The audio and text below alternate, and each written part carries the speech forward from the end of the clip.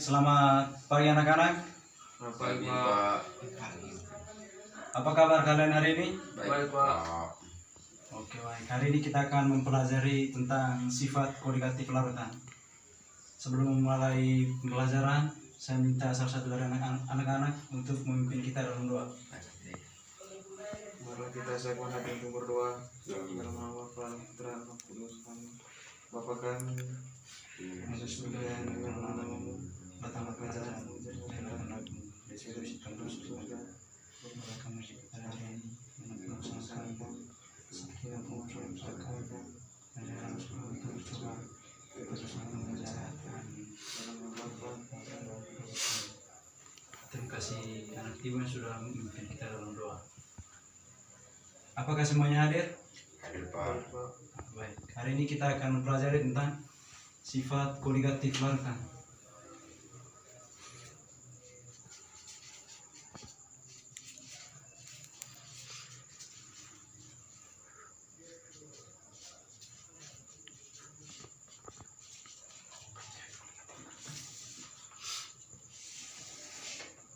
Ya. Ada yang tahu penerapan sifat kodigatif larutan dalam kehidupan sehari-hari? tidak, Pak. Bertapa. Pernah lihat atau pernah minum es yang terbuat dari es batu gitu? Sering, Pak. Mungkin ada yang bisa menjelaskan bagaimana proses terjadinya itu es batu? Jadi itu proses terjadinya es batu itu, Pak, dari awalnya dari air yang didinginkan dan dari beku. Oke, baik. Yang pertama es batu itu dia sifatnya cair. Ya, Pak. Cair kemudian didinginkan sehingga dia menjadi beku. Perubahan inilah yang kita akan pelajari hari ini. Untuk lebih jelasnya, saya minta anak-anak untuk melihat diagram berikut ini. Ya, baik. Perubahan ini ada 3. Yang pertama dari padat ke cair. Yang kedua dari cair ke padat. Kemudian dari cair ke gas. Begitupun sebaliknya. Dari gas bisa juga ke cair. Untuk kelimpahannya mari kita lihat sama-sama diagram berikut ini. Ini dinamakan diagram fase atau diagram PT. Diagram ini menghubungkan antara sumbu Y-nya sebagai P atau tekanan dan sumbu X-nya sebagai T atau suhu.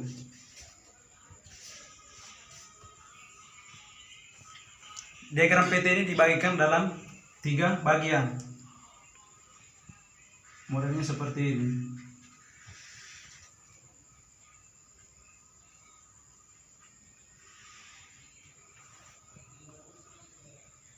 Yang bagian ininya padat, kemudian ininya cair, dan ininya gas. Ya. Dalam diagram ini dibagi dalam 3 buah garis yang menjadi batas 3 fase air ini, yaitu padat, cair, dan gas. Yang pertama garis ini, garis beku. Garis beku ini adalah garis yang membatas antara fase cair dengan fase padat. Setiap titik pada garis ini menyatakan suhu dan tekanan setiap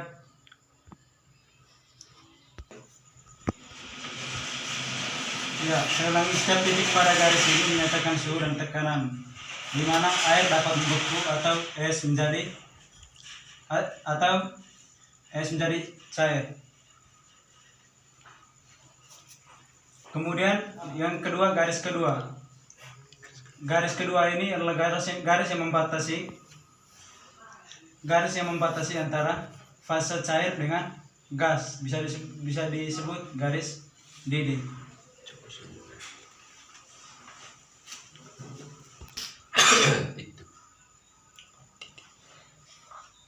Garis ini menyatakan suhu dan tekanan di mana air akan mendidih. titik didih ini bergantung pada gas pada permukaan. Pada 760 HMG air akan mendidih pada suhu 100 derajat Celcius.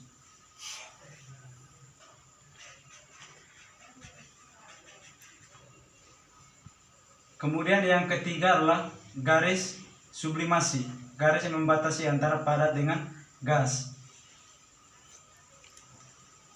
Setiap garis ini menyatakan suhu dan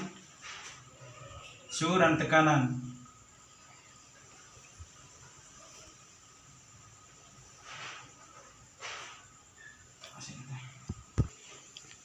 Kemudian tiga garis ini, garis yang membentuk diagram fase air ini akan bertemu di sebuah titik yang dinamakan titik triple point. Triple point itu menyambung menggabungkan antara tiga garis ini. Ini yang dinamakan titik triple point.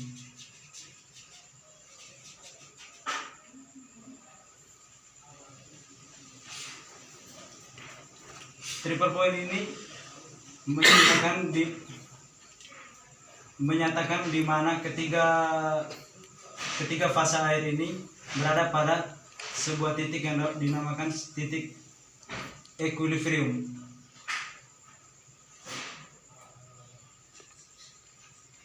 Kondisi ini berada pada tekanan 4,58 HMG.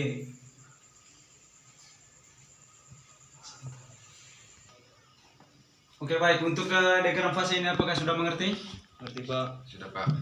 Ya, untuk lebih lanjutnya sebentar kita akan mempelajari, untuk lebih memperjelas tentang diagram fase itu, selanjutnya kita akan belajar tentang penurunan titik beku dan kenaikan titik didih.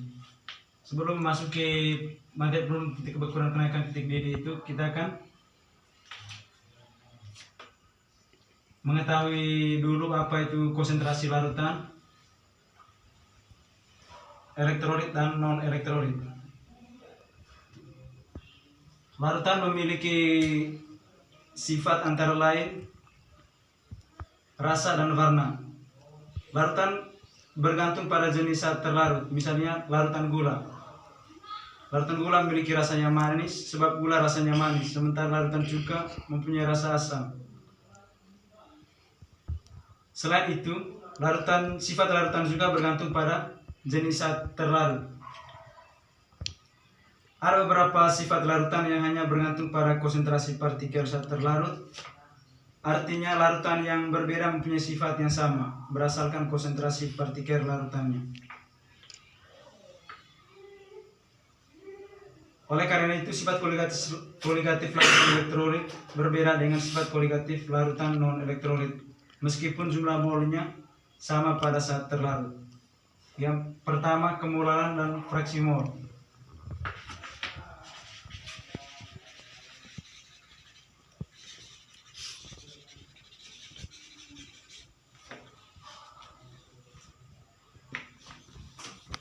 Cara menyatakan jumlah partikel saat terlarut dalam larutan dikenal sebagai konsentrasi larutan. Konsentrasi larutan ini digunakan pada sifat koligatif larutan, yaitu kemolaran, dan fraksi mol. Yang pertama, kemolaran.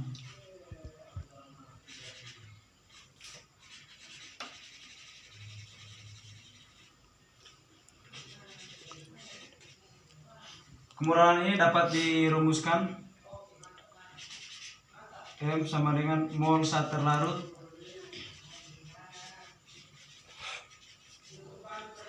per volume larutan.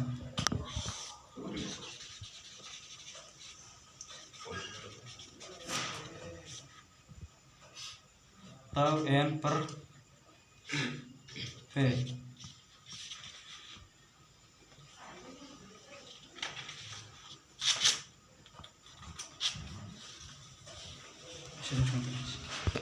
Kemudian satuan untuk kemolaran yakni mol per liter atau liter pangkat minus 1.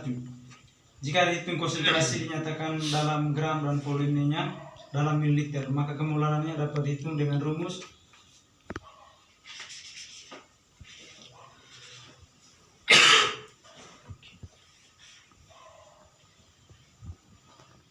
kali 100 per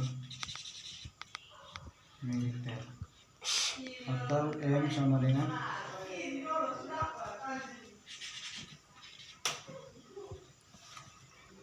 ini dapat juga diperoleh dari gram per massa atom relatif kali 1000 per volume.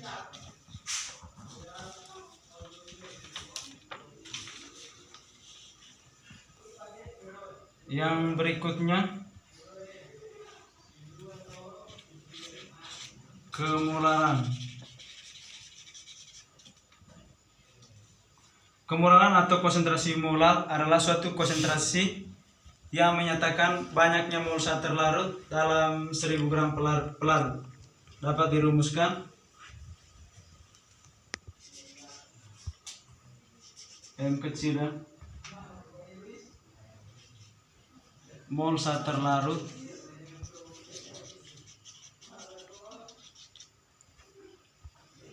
per 1000 gram pelarut.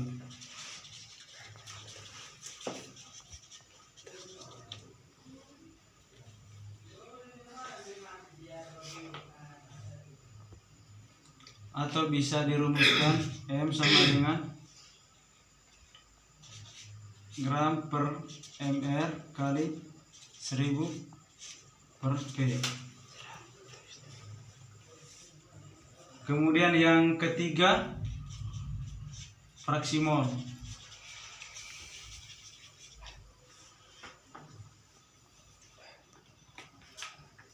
Fraksi mol ini adalah suatu besaran konsentrasi larutan yang menyatakan perbandingan jumlah mol zat terlarut terhadap jumlah mol larutan. Fraksi mol tidak mempunyai satuan dan dinotasikan dengan X. Misalnya seperti ini. Fraksi mol larutan A sama dengan mol larutan A per mol larutan A tambah mol larutan B.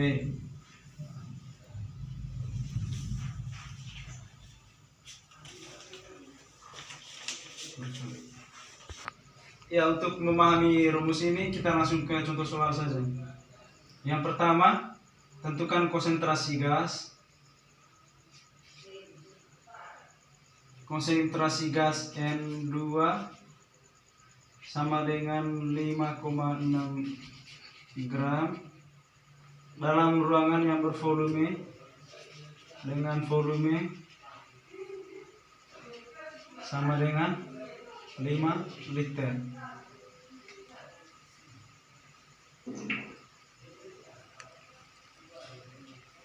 Yang pertama-tama kita cari tahu dulu massa atom relatif dari N2 ini, MrN2. Massa atom relatif dari N2 itu sama berapa? Ya, mungkin ada yang tahu massa atom relatif dari N2? 28, Pak. Oke, baik. Massa relatif dari N2 sama dengan 28. Kemudian untuk mendapatkan mol dari N2 ini yaitu dengan menggunakan rumus N sama dengan G per mR,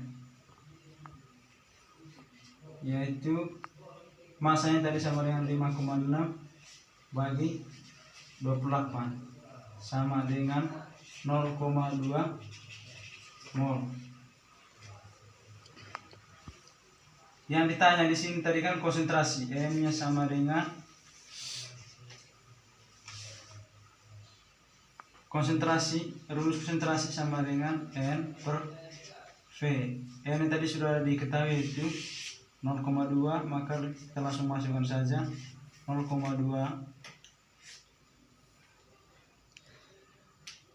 per volume tadi sama dengan 5 liter.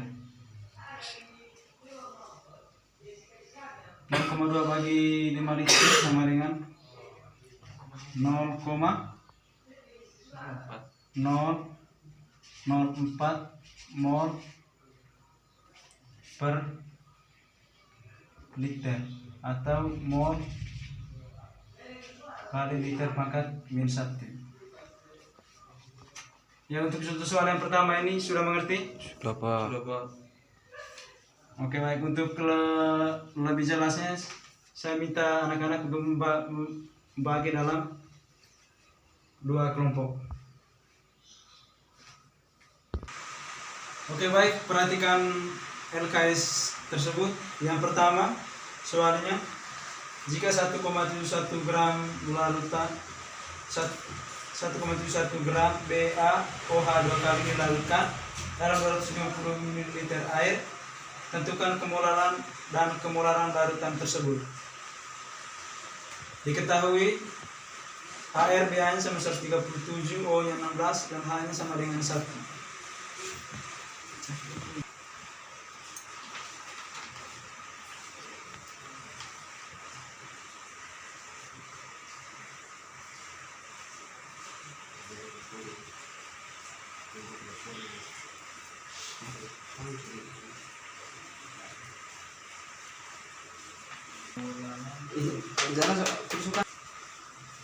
Ya, yang pertama tadi tentukan kemolarannya, yang kedua tentukan kemolarannya. Apakah sudah selesai? Sudah Pak. Saya minta salah satu dari kelompok 1, perwakilan kelompok 1 untuk mengerjakan hasil diskusi.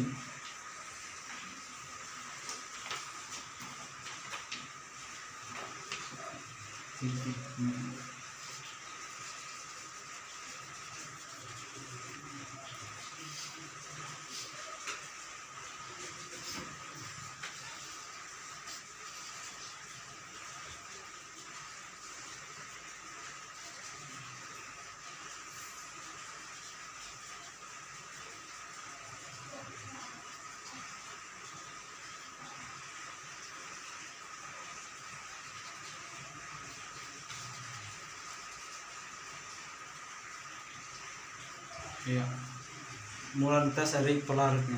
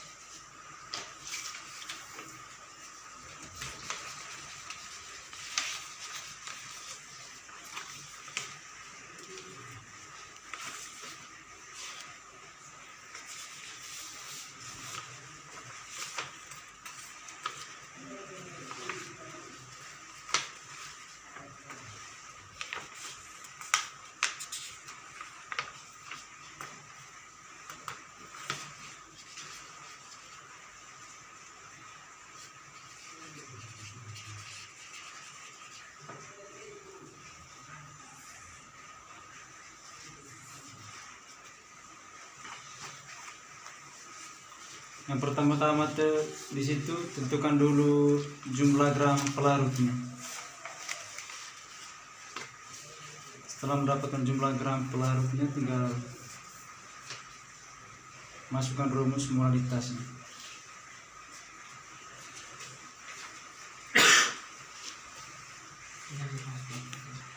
Baik, untuk mengetahui kemolarannya itu menggunakan rumus yang ini, yaitu gram per ml kali 1000 per P. Di sini untuk mengetahui massa jenis airnya itu menggunakan rumus massa air per volume, yaitu 1000 kg per meter kubik kali 0,25 liter, itu sama dengan hasilnya 0,25 kg. Kemudian yang ditanya di sini tuh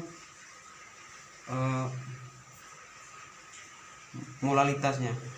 Untuk mengetahui molalitasnya itu menggunakan rumus yang tadi seperti ini, yaitu 1,71 gram per 1 kali 1000 per 250 gram, itu sama hasilnya sama dengan 0,04 molar. Oke, baik. Benar ya. Mari kita tepuk tangan untuk kelompok 1. Semenit Pak. Oke, baik. Benar ya. Yang ditanya di sini kan kemolarannya. Yang pertama itu yang diketahui pertamanya itu adalah massa saat terlarutnya atau BaOH2 kali sama dengan 1,71 gram. Kemudian yang kedua, volume saat terlarutnya sama dengan 250 ml atau 0,25 liter. Kemudian MrBaOH2 kalinya sama dengan 171. Sekarang masuk di rumusnya itu molalitas sama dengan gram per mr kali 100 per gram saat pelarutnya. Yang belum diketahui di sini adalah massa saat pelarutnya. Maka untuk itu pertama-tama kita harus cari dulu massa saat pelarutnya atau massa jenis airnya. Kan pelarutnya di sini air. Massa jenis air ini dapat dirumuskan massa air per volume atau liter. Massa jenis air itu sama dengan 100 kg per meter kubik. 100 kg per meter kubik ya massa jenis air. Kali volumenya sama dengan 0,25 liter. Ya, benar. Kemudian kita konvers massa jenis air dari 1000 kg per meter kubik ini ke kilogram per desimeter kubik, karena kilogram per desimeter kubik itu sama dengan 1 kg per desimeter kubik itu sama dengan 1 liter. Untuk itu kita konversi ini dulu. 1000 kg per meter kubik ini sama dengan 1 kg per desimeter kubik kali 0,25 liter, hasilnya sama dengan 0,25 kg atau sama dengan 250 gram. 250 kg ini tadi dari sini ya, 1 desimeter kubik sama dengan 1 liter, maka ininya dicoret sisanya kilogram. 0,25 kg atau 250 gram. 250 gram.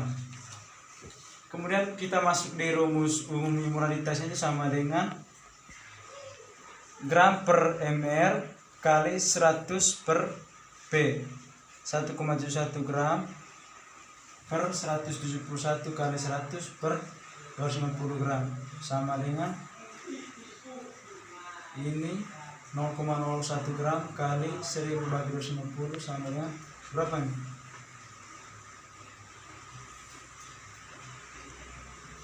4 gram ya. 0,001 gram kali 4 gram sama dengan 0,004 gram. Oke, baik, seperti ini. Apakah jawaban nomor 1 semuanya seperti ini? Sama Pak. Oke, baik. Terima kasih ya untuk materi kita hari ini cukup sampai di sini saja. Untuk tugasnya lihat di slide yang saya bagikan tadi, dikumpulkan minggu depan. Kemudian untuk ke RKS tadi belajar kembali di rumah sebentar. Ya Pak. Sekian dulu materi kita hari ini. Terima kasih. Sebelum mengakhiri materi kita hari ini, saya minta salah satunya untuk pimpin kita dalam doa. Ya Pak. Marilah kita berdoa dalam Bapa dan Putra dan Roh Kudus. Kau kasih atas bimbingan dan berkat-Mu supaya pelajaran kami hari ini. Semoga apa yang kita dapat hari ini dapat bermanfaat bagi